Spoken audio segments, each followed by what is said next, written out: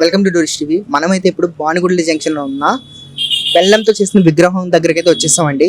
మనమైతే ఇప్పుడు ఈ విగ్రహం ప్రత్యేకత ఏంటో, అసలు ఈ విగ్రహం చేయడానికి ఆలోచన ఎలా వచ్చిందో వాళ్ళ మాటల్లో తెలుసుకుందాం రండి. నమస్కారం అండి. నమస్కారం.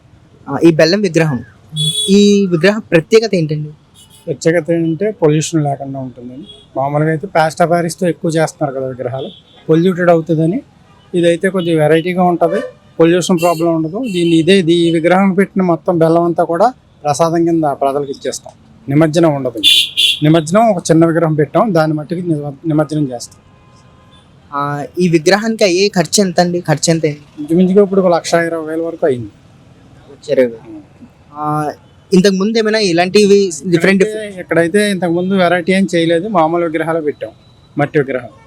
ఈ సంవత్సరం నుంచి కొద్దిగా కమిటీ అది కొద్దిగా మారింది, అందువల్ల ఈ సంవత్సరం నుంచి ఇలాగా ప్లాన్ చేస్తాం.